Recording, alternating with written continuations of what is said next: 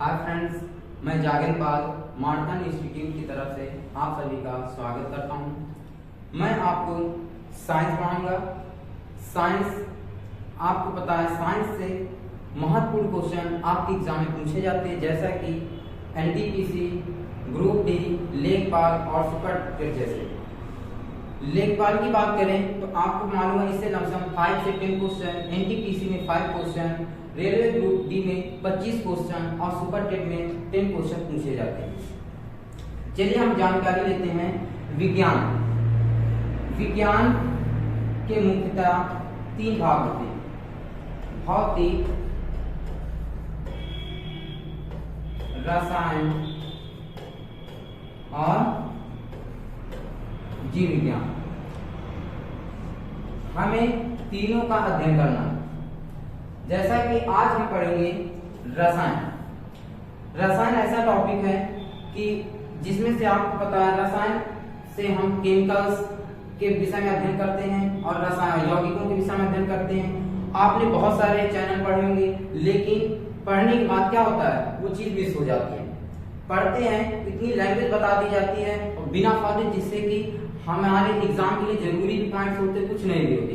लेकिन आज हम 0 लेवल से अध्ययन करेंगे, बिल्कुल लो लेवल से, जिससे कि आपको अच्छे समझ में आ जाए। ध्यान दीजिए, सबसे पहले हम अध्ययन करेंगे रसायन विज्ञान।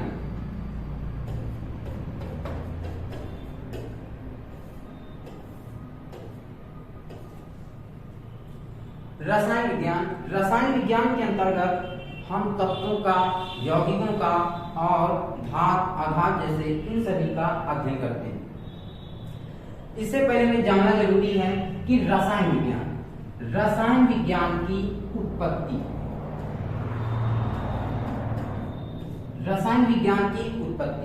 रसायन विज्ञान को इंग्लिश में केमिस्ट्री बोलते हैं और इसकी उत्पत्ति किस देश से हुई? ध्यान देना, रसायन विज्ञान को क्या कहते हैं बच्चों? केमिस्ट्री। क्या कहते हैं? केमिस्ट्री शब्द की उत्पत्ति मिस्र देश से हुई। कहां से हुई?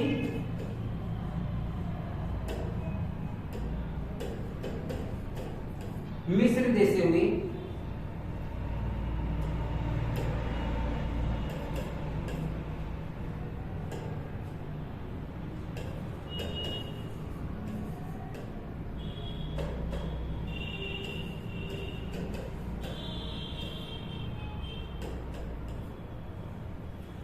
केमिस्ट्री का मतलब होता है केमिया। मिस्र देश का प्राचीन नाम केमिया था। क्या नाम था? प्राचीन नाम केमिया था। केमिया नाम क्यों रखा गया? ध्यान दीजिए, मिस्र देश की जो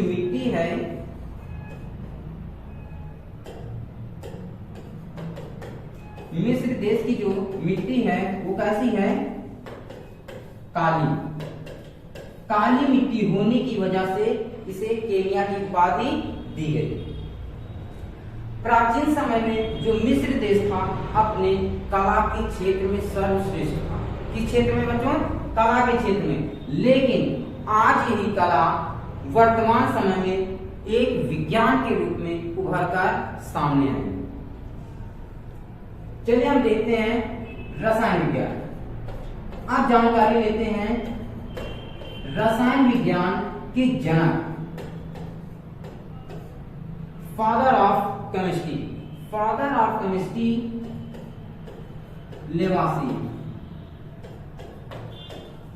लेवासिए को फादर ऑफ केमिस्ट्री कहा जाता है। रसायन विज्ञान की सामान्यतः कई शाखाएं हैं, लेकिन हमें मुख्य शाखाओं का अध्ययन करना है, जैसे कि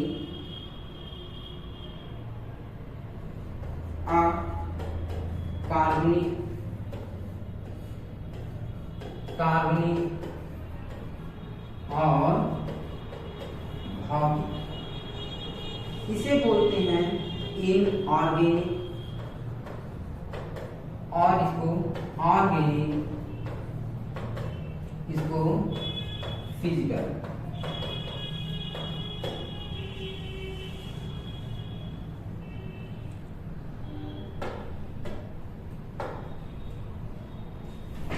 अकार्बनिक के अंतर्गत हम तत्वों, मेटल्स, नॉन मेटल्स जैसे तत्वों का अध्ययन करते हैं। कार्बनिक के अंतर्गत कार्बन से बने सभी यौगिकों का अध्ययन किया जाता है। और फिजिकल में तत्व, यौगिक, ये किस इनकी प्रॉपर्टीज, गुणधर्मों का अध्ययन हम भौतिक विज्ञान या बोल सकते फिजिकल केमिस्ट्री के अंतर्गत करेंगे। चलिए हम केमिस्ट्री का पहला टॉपिक पढ़ेंगे, पदार्थ। क्या पढ़ेंगे बच्चों? पदार्थ, जिसे बोलते हैं सब्सटेंस। सब्सटेंस को, पदार्थ को द्रव्य भी कहा जाता है। क्या कहते हैं बच्चों? द्रव्य। पदार्थ को द्रव्य भी कहते हैं। उपस्थिति के आधार पर हम पदार्थ को दो भागों में पढ़ सकते हैं। अब बात करेंगे पदार्थ कितने प्रकार के होते हैं। ध्यान देना, नेचर में, हमारे इस नेचर में पदार्थ दो प्रकार के होते हैं। कौन कौन से? पहला हम बोल सकते हैं विजिबल। क्या? विजिबल और इनविजिबल। विजिबल का मतलब होता है दृश्य। विजिबल मीन्स दृश्य और इनविजिबल मतलब अदृश्य।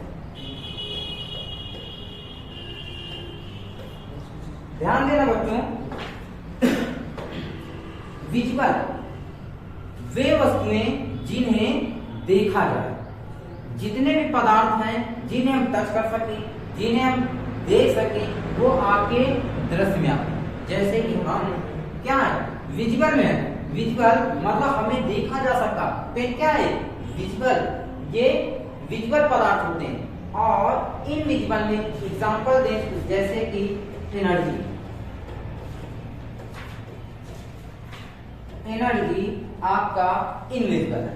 एनर्जी इनविजिबल एग्जांपल के अंतर्गत आता है। इसे हम सिर्फ क्या कर सकते हैं? फील कर सकते हैं, ना कि हम इसे देख सकते हैं। अब बात करेंगे विजिबल में पदार्थ की उपस्थिति के आधार पर या द्रव्य की उपस्थिति के आधार पर ये भी दो प्रकार के होते हैं। कौन कौन से पदार्थ? ध्यान दीजिए, लिविंग और नॉन लिविंग। लिविंग और नॉन लिविंग। लिविंग का मतलब होता है वे जीव जिनमें जान, जैसे कि पेड़, मनुष्य, जितने भी एनिमल्स हैं वे सभी लिविंग पदार्थ में आते हैं। नॉन लिविंग की बात करें, जिनमें जान ना हो। अब बात करेंगे जैसे चेयर, मेज, बुक्स, ये आपके एग्जांपल नॉन लिविंग के अंतर्गत आएंगे। चलिए बच्चों, आप देखते हैं हमें इस पदार्थ के अंतर्गत किन किन टॉपिकों का अच्छे से अध्ययन करना। ध्यान देना,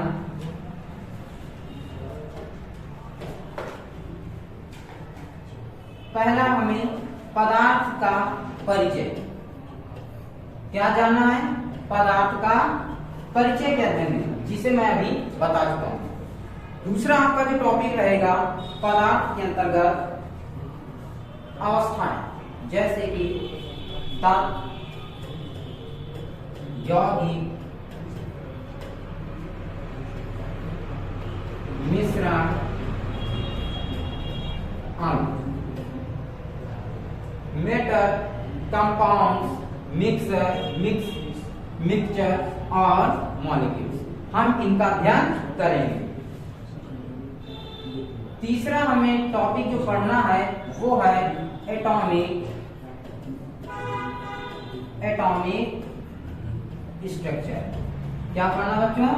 एटॉमिक स्ट्रक्चर। हम एटॉमिक स्ट्रक्चर के विषय में पूरी हिस्ट्री पढ़ेंगे, एडवांस हिस्ट्री।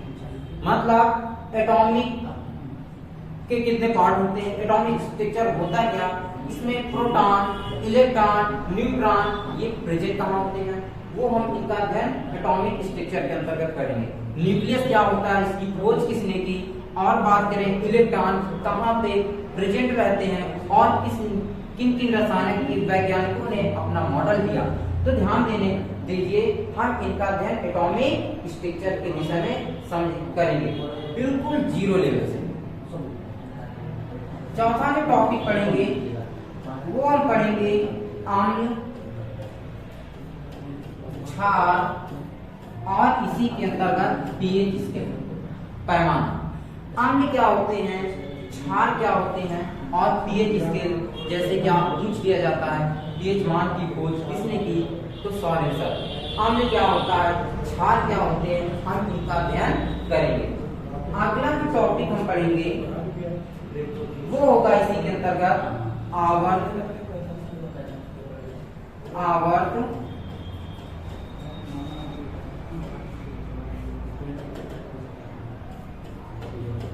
सारणी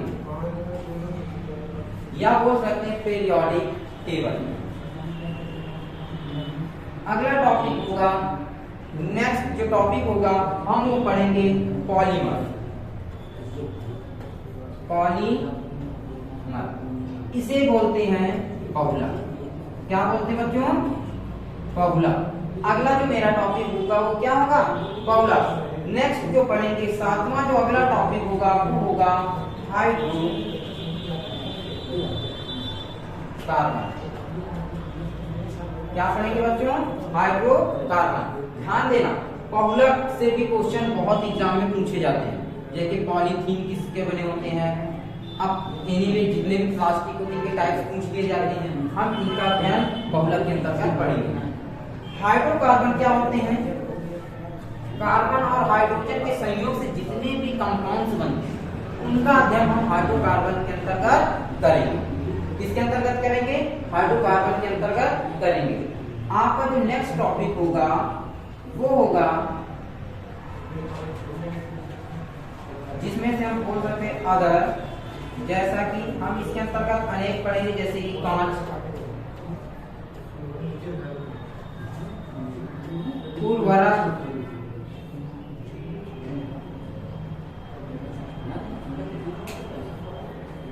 विस्फोटक पदार्थ,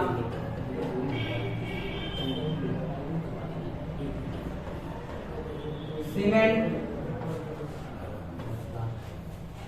हम इन सभी तत्वों का अध्ययन करेंगे। ध्यान दीजिए, पदार्थ के का जो परिचय था वो मैंने समझा दिया। अब इसके पदार्थ के उपस्थिति के आधार पर कितने प्रकार होते हैं हम इनकी जानकारी हम आगे बढ़ते हैं। ध्यान दीजिए, पदार्थ, इससे पहले मैं अभी आपको बता चुका हूं, परिवर्तन के आधार पर भौतिक परिवर्तन और रासायनिक परिवर्तन। ध्यान देना बच्चों, भौतिक परिवर्तन के आधार पर पदार्थ 5 प्रकार। अभी तक हम पढ़ते थे 3 प्रकार, लेकिन वर्तमान समय में अगर क्वेश्चन पूछा जाए कि भौतिक परिवर्तन मतलब फिजिकल प्रॉपर्टीज या फिजिकल चेंजेस के अनुसार मेटल्स कितने प्रकार के होते हैं, सब्सटेंस कितने प्रकार के होते हैं, तो ध्यान देना बच्चों, इसके कितने टाइप्स बताएंगे, 5। कितने बताएंगे, 5। पहला है सॉलिड, जिसे बोलते हैं ठोस, लिक्विड, तीसरा है गैस। आपका चौथा टॉपिक वो है प्लाज्मा। क्या बच्चों, प्लाज्मा। 5वां जो टॉपिक है वो है Bose Einstein conduction.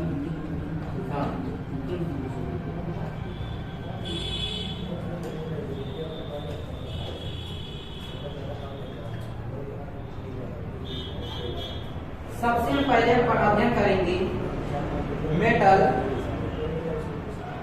Substance solid की बात करें तो ध्यान देना बच्चों, सॉलिड के जो पार्टिकल्स होते हैं वो बहुत पास पास में, कैसे होते हैं बच्चों, बहुत पास पास में होते हैं।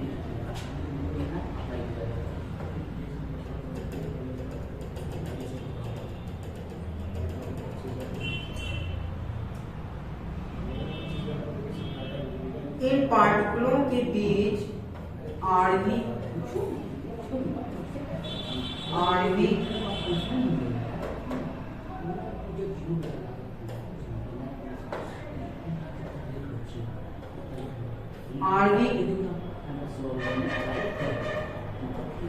परमाणु जो होते हैं कैसे होते हैं, बहुत पास पास। ठोस में जो पार्टिकल्स होते हैं कितने पास होते हैं, इनके बीच एयर गुजर नहीं सकता। पास होने की वजह से इनकी जो डेंसिटी होती है, घनत्व, ये क्वेश्चन एग्जाम में पूछा जाता है कि किस पदार्थ की डेंसिटी सबसे ज्यादा होती है। तो ध्यान देना बच्चों, वो है सॉलिड। सॉलिड की जो डेंसिटी होती है वो सबसे ज्यादा होती है, सबसे ज्यादा होती है। ज्यादा होने का रीजन क्या है कि इसके जो पार्टिकल्स होते हैं बहुत ही पास में होते हैं। अब आगे ध्यान देते हैं, इन पार्टिकलों के बीच या वो सब आणविक परमाणुओं के बीच बल की बात करें तो कैसा बल पाया जाता है, संसंजन बल। कैसा बल होता है बच्चों, संसंजन बल। तो सॉलिड के जो पार्टिकल्स होते हैं इनके बीच कैसा बल होता है, संसंजन बल। और इनका जो आकार होता है और आयतन, ये दोनों क्या होते हैं, निश्चित होते हैं। जैसा कि एग्जाम्पल की बात करें तो आप ले सकते हैं चेयर, लकड़ी, पत्थर, ये सभी एग्जाम्पल आपके सॉलिड हैं।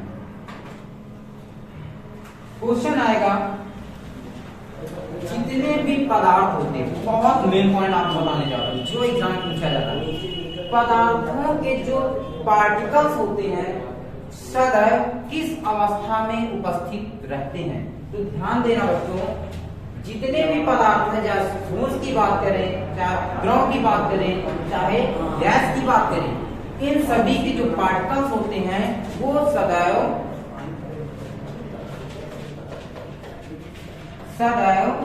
गति की अवस्था में होते हैं, गति की अवस्था में होते हैं। किस अवस्था में होते हैं बच्चों, गति की अवस्था में।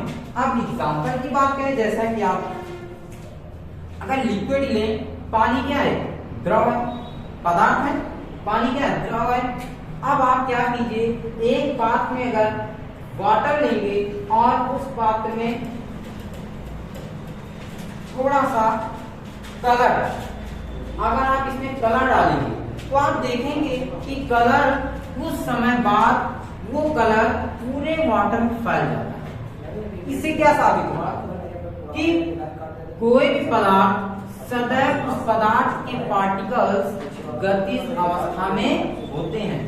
अगर क्वेश्चन पूछा जाए कि पदार्थों के अणुओं के बीच किस प्रकार की ऊर्जा उपस्थित रहती है, तो ध्यान देना बच्चों, सभी पदार्थों के अणुओं के मध्य गतिज ऊर्जा होती है। कैसी ऊर्जा होती है, गतिज ऊर्जा होती है। यदि पदार्थ को ताप देने पर, अगर बाहर से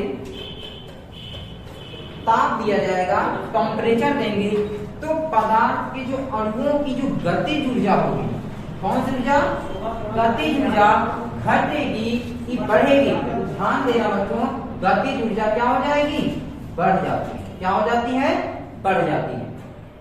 अब अगला टॉपिक हम पढ़ेंगे, ध्यान देना, सॉलिड हो गया। अब पढ़ेंगे द्रव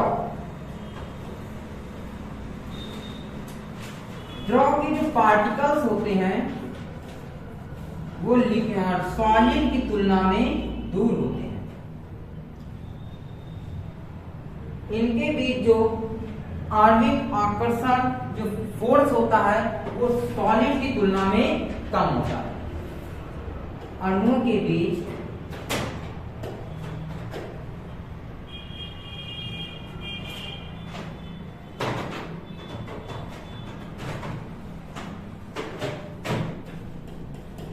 द्रव में जो अणु होते हैं वो सॉलिड की तुलना में कैसे होते हैं बच्चों? दूर होते हैं। इनका आकार, आयतन, और आयतन की बात करें तो आकार इसका निश्चित नहीं होता, लेकिन आयतन जो होता है वैल्यू वो निश्चित होता है। कहने के मीन्स ये हुआ, लिक्विड को जिस पात्र में आप रखेंगे ये उसी की आकृति ले लेता है। इस वजह से हम कह सकते हैं द्रव के में जो आकार की बात करें वो निश्चित नहीं, लेकिन आयतन निश्चित होता है। द्रव के अणुओं के मध्य कौन सी ऊर्जा होगी? तो याद रखना बच्चों, गतिज ऊर्जा होती है। अब बात करेंगे डेंसिटी।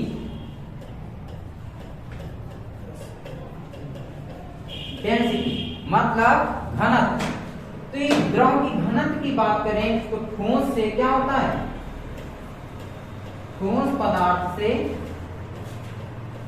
कम होता है, ठोस से कम होता है। द्रव को अगला जो टॉपिक है वो क्या है? Type gas.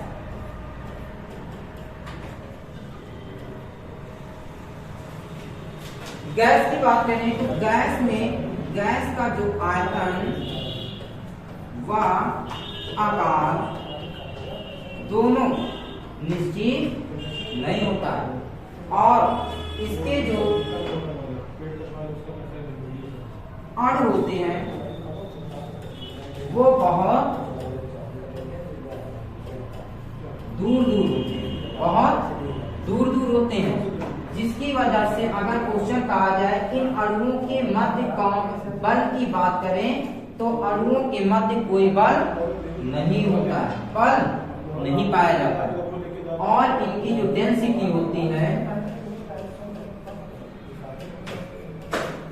डेंसिटी वो द्रव से भी कम होती है।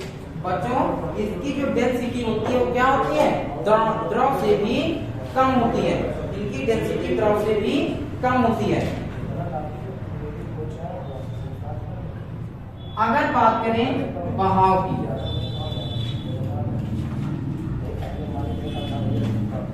और स्थितिज ऊर्जा की बात करें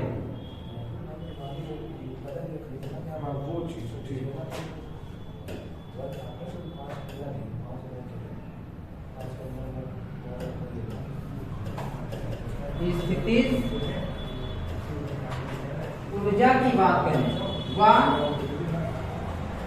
गतिज ऊर्जा की बात करें तो ध्यान देना बच्चों, इसका क्वेश्चन यहाँ पूछा जाएगा कि सही क्रम बताओ, बहाव का सही क्रम क्या होगा। तो ध्यान देना बच्चों, सबसे ज्यादा जो बहाव किसमें होगा? किसमें होगा बच्चों? गैस में। गैस की बात द्रव, और द्रव के से कम किसमें होता है? ठोस में। स्थितिज ऊर्जा की बात करें तो तीनों में से सबसे ज्यादा स्थितिज ऊर्जा जो होती है वो किसकी होती है? ठोस की। उसके बाद द्रव की, और द्रव के बाद क्या आएगा? गैस। गतिज ऊर्जा की बात करें तो सबसे ज्यादा जो गतिज ऊर्जा होती है वो होती है गैस की। ये सारणियां बहुत पूछी जाती है, इनका सही क्रम क्या है? बहुत एग्जाम में पूछा गया, कई बार भी पूछा गया, इनको याद रखना। तो ध्यान देना, गतिज ऊर्जा की बात में सबसे ज्यादा गतिज ऊर्जा गैस में होती है, उसके उसके बाद द्रव में फिर तीसरा आपका आएगा ठोस।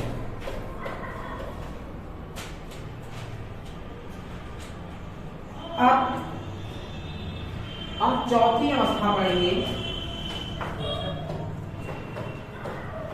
चौथी अवस्था कौन सी थी? प्लाज्मा।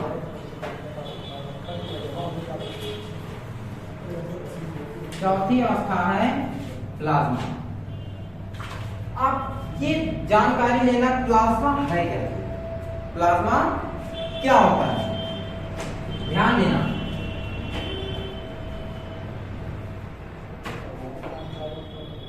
हम अपनी बात बताएं तो प्लाज्मा एक प्रकार, जैसे कोई मेटल्स को इतना हीट कर दे कि लिक्विड अवस्था में। अगर आप बात करें लोहे की, लोहे को इतना हीट करें कि लोहा लिक्विड में बदल जाए, और लिक्विड में बदलने पर अगर उसको जिग जॉग करा जाए, से लुटाया जाए, तो अपनी अवस्था में हालेगा इधर उधर, लेकिन फ्लो नहीं होगा।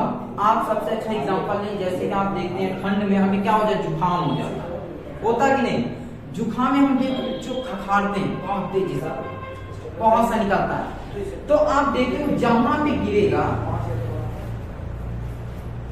जहां पे गिरेगा, अब उसे हवा का झोंका लगे तो हालेगा, ऐसे बढ़ जाएगा, फिर अपनी अवस्था में आ जाएगा। फिर इधर डोलेगा, गले में बैठा होता है तो घड़घड़ाते, फिर बाहर से निकालते हैं, फूंकने की इच्छा करते हैं, उसी में ढालता डोलता, मतलब घूमता रहता है, लेफ्ट राइट घूमेगा, लेकिन वो अपनी अवस्था से हटेगा नहीं। ये अवस्था कौन सी अवस्था कहलाती है? प्लाज्मा। कौन सी अवस्था कहलाती है? प्लाज्मा। ध्यान दें, प्लाज्मा, ये आपकी अवस्था प्लाज्मा। दूसरा पॉइंट आता है कि प्लाज्मा अन्य अवस्थाओं में दर्शा, जैसे कि जब कोई किसी गैस को उच्च ताप पर, हाई टेम्परेचर पर क्या किया जाए? आयनित किया जाए। हाई टेम्परेचर पर आयनित किया जाए, ये अवस्था प्लाज्मा की अवस्था कहलाती है। आयनित अवस्था में ये प्लस और माइनस, मतलब धन आयन व ऋण आयन अवस्था में कूद जाता है। कितनी अवस्थाएं कूदती हैं? दो अवस्थाएं, धन आयन या ऋणायन अवस्था में गैस आयनित हो जाती है। ये क्रिया सदैव कहां पाई जाती है? तो ध्यान दीजिए बच्चों, क्वेश्चन यहां से पूछा जाता है। प्लाज्मा की जो क्रिया होती है ये सदैव स्टार में, जैसे मतलब तारों में, जैसे कि एग्जांपल लें सन। सूर्य में प्लाज्मा की अवस्था पाई जाती है। हाइड्रोजन और ये हाइड्रोजन आपस में कंबाइन होकर के उच्च हाई वोल्टेज की जो टेम्परेचर, जिससे कि हीलियम पार्टिकल बनता है, उस अवस्था को क्या बोलते हैं? प्लाज्मा। क्या कहते हैं? Plasma position.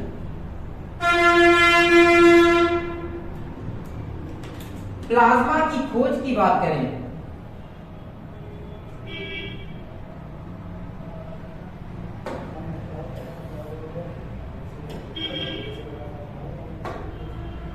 प्लाज्मा की खोज विलियम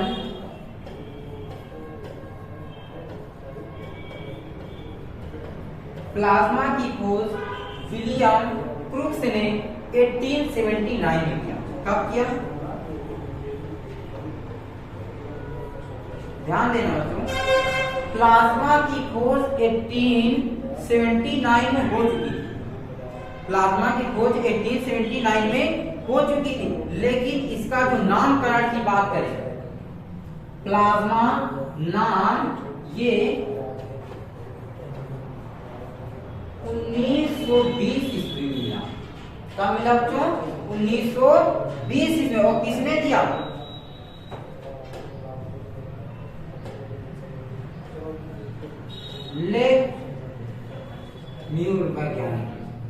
लेम्यूर वैज्ञानिक ने उन आयनिक गैसों को क्या नाम दिया? प्लाज्मा। क्या नाम दिया? प्लाज्मा। दोबारा ध्यान दीजिए बच्चों, प्लाज्मा की खोज किसने किया? विलियम क्रूक्स ने। कब किया? 1979 में। और प्लाज्मा का नामकरण किसने किया? 1920 में लेगम्यूर ने। किसने किया? लेगम्यूर ने। प्लाज्मा चौथी अवस्था हो गई। अब अगली अवस्था जो है वो है पांचवी अवस्था जो है BEC।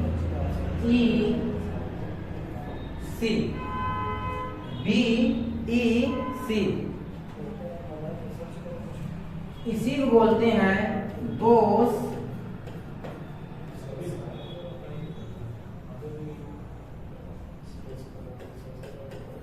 Einstein conduction.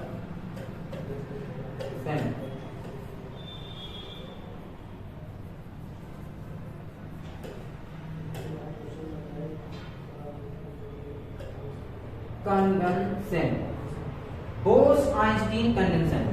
ध्यान दीजिए, बीईसी ये एक प्रकार का पदार्थ है या एनर्जी की बात करें तो इसकी खोज दो वैज्ञानिकों ने मिलकर की। पहले है बोस और दूसरे विश्व प्रसिद्ध आइंस्टीन। चलिए हम ध्यान देते हैं। बोस ये हमारे भारत के रसायनज्ञ हैं। कहाँ के रहने वाले हैं? हमारे भारत के ही रसायनज्ञ हैं, सत्येंद्रनाथ बोस।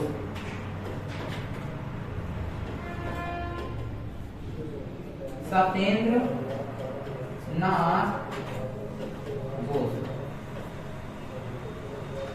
और दूसरे वैज्ञानिक आइंस्टीन।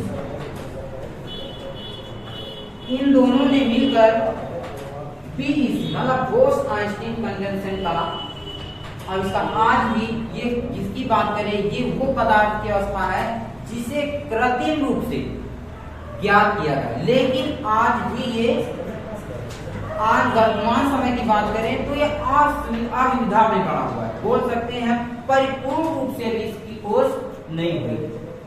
आप ध्यान देना, आइंस्टीन ये पोजीशन क्या होता है? सत्येंद्रनाथ बोस ने एक पार्टिकल की खोज की थी।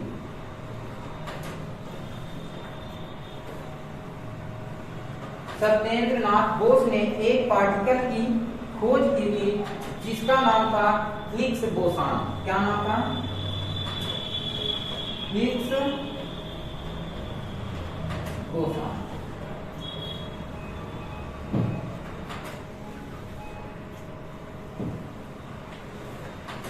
इस हिग्स बोसान को गॉड पार्टिकल ही कहा जाता है।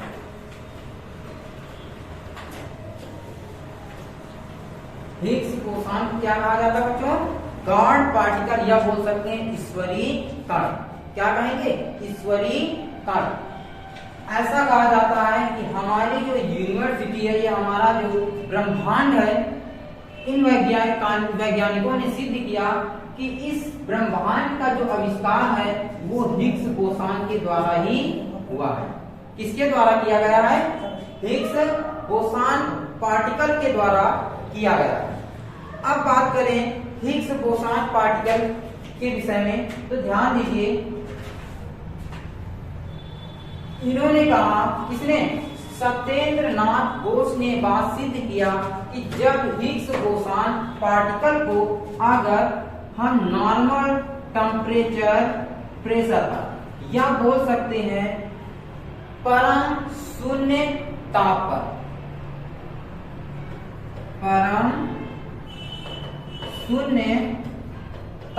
पर यदि हम इस पार्टिकल को हीट करेंगे। अब परम शून्य ताप क्या? 0 डिग्री केल्विन या बोल सकते हैं -273.15 डिग्री सेल्सियस। इससे छोटा को मतलब इससे कम कोई टेम्परेचर नहीं होता। अगर बात करें माइनस प्लस, प्लस का मतलब होता है टेम्परेचर, ये 0 डिग्री से ऊपर का, अगर 0 से नीचे आएगा तो माइनस को डिफाइन करेगा, अगर 0 से ऊपर की बात करेगा तो टेम्परेचर किसको दर्शाएगा बच्चों, प्लस को दर्शाएगा। तो ध्यान दीजिए, बोस आइंस्टाइन हिग्स बोसान को बोस ने प्रकाशित किया। अगर हम हिग्स बोसान को 0 डिग्री या बोस परम शून्य ताप पर अगर हम इसे हीट करते हैं तो ये हिग्स बोसान प्लाज्मा का रूप ले लेता है। किसका रूप लेता है? प्लाज्मा,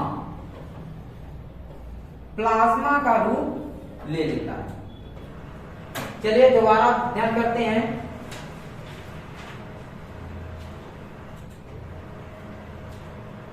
प्लाज्मा क्या होता है?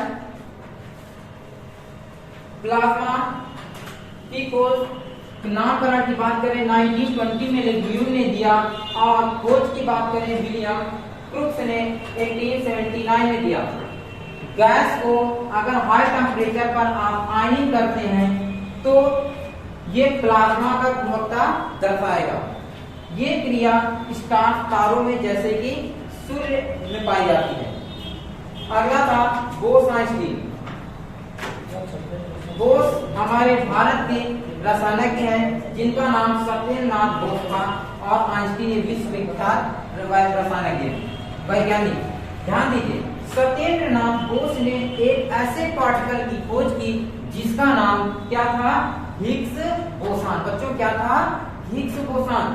और इस हिग्स बोसान को गॉड पार्टिकल या बोलते हैं ईश्वरी कण भी कहा जाता है। और ऐसा माना जाता है, इन्होंने कहा कि हमारे ब्रह्मांड का जो निर्माण है वो इन्हीं पार्टिकलों से हुआ है। अगर हिग्स बोसान पार्टिकल को परम शून्य ताप पर अगर इसे हीट किया जाए तो ये प्लाज्मा का गुणवत्ता ले लेता। किसका गुण ले लेता है? प्लाज्मा का। चलिए अब आगे अध्ययन करते हैं।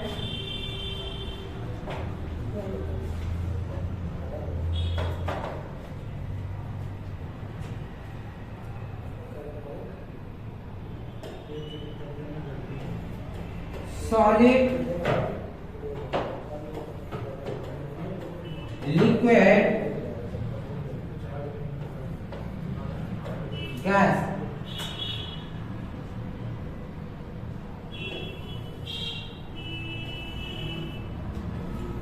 सॉलिड, लिक्विड, गैस अभी हम पढ़ चुके हैं।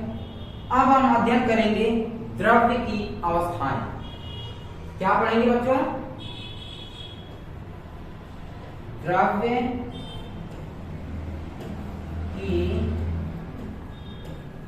अवस्था।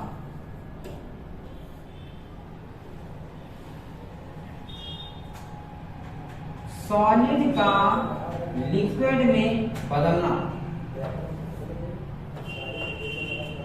सॉलिड का लिक्विड में बदलना क्या कहलाता है? तो ध्यान देना, इसे बोलते हैं गलन। क्या कहते हैं? गलन, या बोलेंगे मेल्टिंग। सॉलिड का गैस, सॉलिड का द्रव में बदलना गलन कहलाता है। क्वेश्चन यहाँ पूछा जाता है, सॉलिड गलन की क्रिया को प्रभावित करने इसके कारक पूछ लिए जाते हैं। ध्यान दीजिए, जब किसी पदार्थ में अपशिष्ट पदार्थ मेटल्स मिला दिए जाते हैं तो उनका जो गलन होता है वो अप्रभावित हो जाता है। क्या हो जाता है? अप्रभावित हो जाता है। यही हम आपको कुछ नोट्स पॉइंट बताने वाले हैं। ध्यान दीजिए, जो आपके एग्जाम में सबसे ज्यादा पूछा जाता है वो क्या है?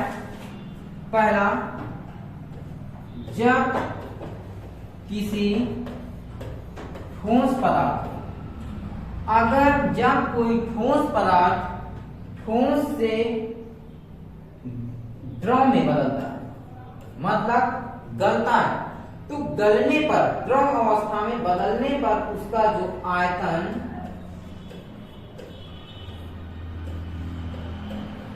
क्या होता है? आयतन बढ़ जाता है। आयतन बढ़ जाता है। जितने भी पदार्थ होते हैं सॉलिड अवस्था में, अगर इनको गलाया जाए, मेल्ट किया जाए, तो तो इनका आयतन बढ़ जाता है। तो क्वेश्चन यहाँ से पूछा जाता है, अब इन ठोस पदार्थों पे अगर हम अधिक दाब देंगे, क्या दिया जाएगा? दाब देने पर, अधिक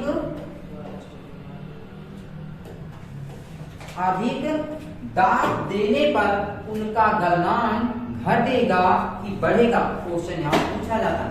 क्वेश्चन आएगा, जिन पदार्थों के गलने पर आयतन बढ़ता है उन पदार्थों पर अगर बाह्य दाब दिया जाए तो बताइए कि उनके गलनांक पर क्या प्रभाव पड़ेगा? तो उनका जो गलन होता है, गलनांक क्या होगा? वो बढ़ जाएगा। क्या हो जाएगा बच्चों? बढ़ जाता है। दूसरा पॉइंट है,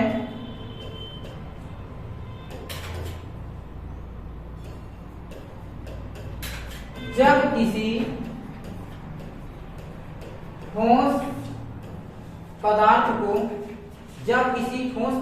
को द्रव में परिवर्तित किया जाता है और द्रव में परिवर्तित करने पर उसका आयतन अगर कम हो रहा, क्या हो रहा बच्चों? कम हो रहा है, तो ध्यान देना उनमें दाब लगाए, अगर अधिक दाब दिया जाएगा, अधिक बाह्य दाब, अधिक बाह्य दाब देने पर उनका जो गलनांक होगा वो क्या हो जाएगा बच्चों? कम हो जाएगा। क्या हो जाएगा? कम। तो यहाँ से सबसे ज्यादा क्वेश्चन ये वाला पूछा जाता है। तो एग्जांपल पूछ लिया जाता है। एग्जांपल क्या है? जैसे कि बर्फ। क्या है बच्चों?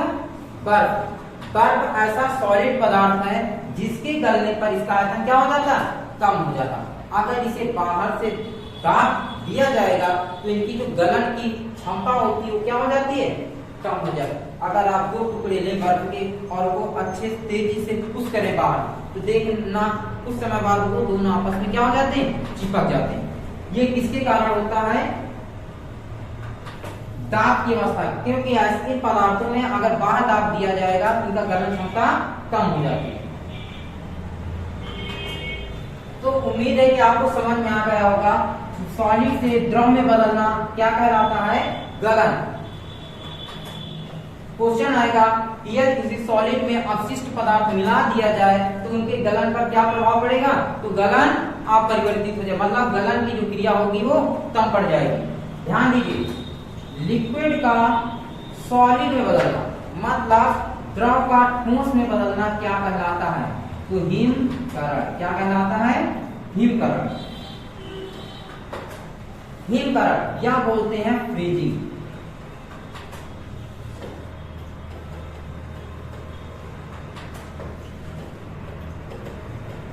इसी को फ्रीजिंग बोल सकते हैं।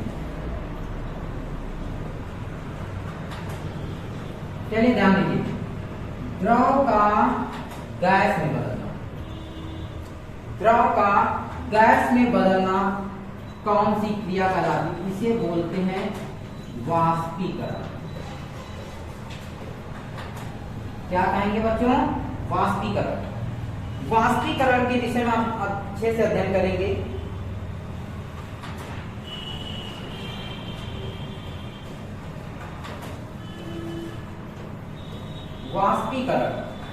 वाष्पीकरण दो प्रकार का होता है जो आपकी एग्जाम में आज क्वेश्चन पूछा जाता है।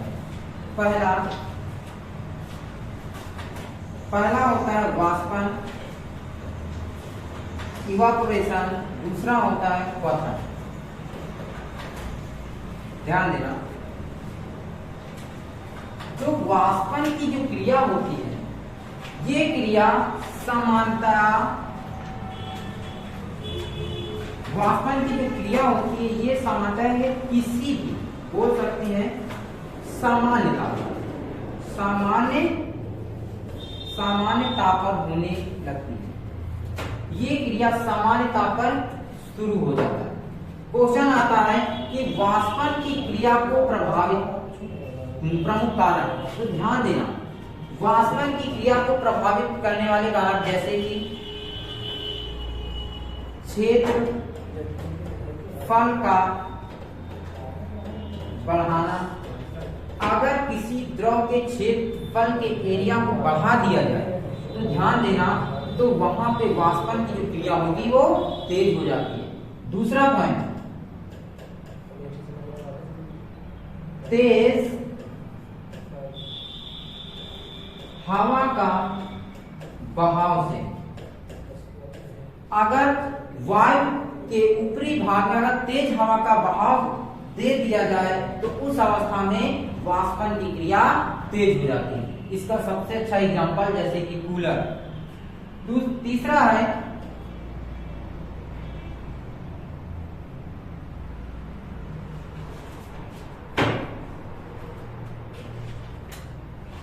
आर्द्रता। आर्द्रता शुष्क हवा का प्रभाव। अगर गर्मी के मौसम में आप देखते हैं ठंड के मौसम की तुलना में गर्मी में वाटर बहुत जल्दी सूखता है, इसका कारण क्या है? आर्द्रता। और वाष्पन की जो क्रिया होती है ये सामान्यतः वाटर के सिर्फ इसमें ऊपरी पार्टिकल गैस में बदलते हैं, ना कि पूरे। अगर लिक्विड भरा हुआ है तो यहाँ पे पूरे पार्टिकल्स गैसीय अवस्था में सक्रिय नहीं होंगे, जो ऊपरी लेयर होते वही होते हैं। लेकिन क्वथन में क्या होता है? इसका बिल्कुल अपोजिट। इसमें क्या होता है? लिक्विड के सभी पार्टिकल गैसीय अवस्था में बदलने के लिए सक्रिय रहते। क्वेश्चन यहाँ से पूछा जाता है। ये क्रिया कब होती है? जब इसका क्वथन वायु, इसका जो वाष्प दाब होता है वो वायुमंडलीय दाब के जब एक समान हो जाता, उस अवस्था में, एक समान हो जाने पर उस अवस्था में क्वथन उबलते हुए जल के सभी पार्टिकल गैसीय अवस्था में परिवर्तित होने के लिए क्या होते हैं? सक्रिय रहते हैं। क्वेश्चन यहाँ पूछा जाता है कि वाष्पन और क्वथन में क्या अंतर है। तो उम्मीद है कि बात समझ में आ गई होगी। चलिए अब आगे देखते हैं।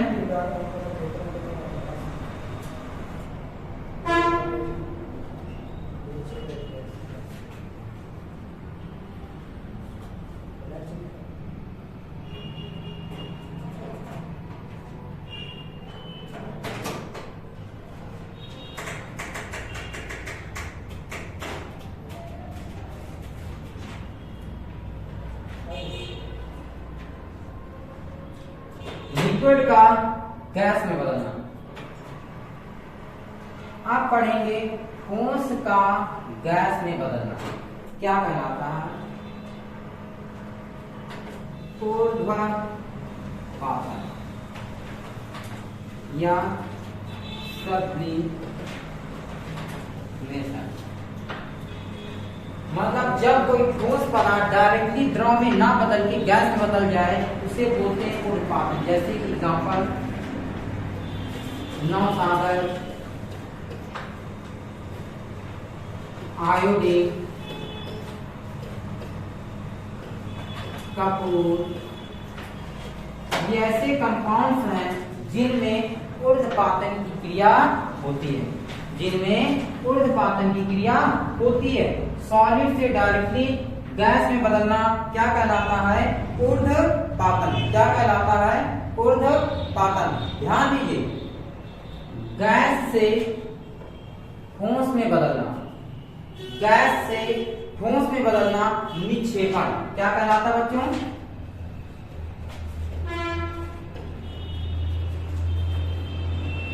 गैस से ठोस में बदलना निक्षेपण की क्रिया कहलाती है।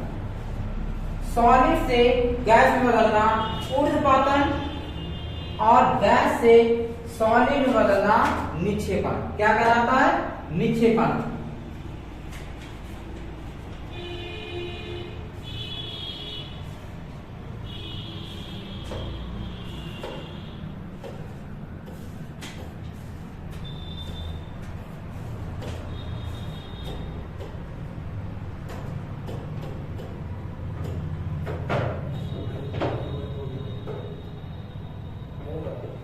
चलिए ध्यान दीजिए, गैस से लिक्विड में बदलना संघनन क्या कहते हैं इसे? संघनन। क्या कहलाता? संघनन, कंडेंसेशन।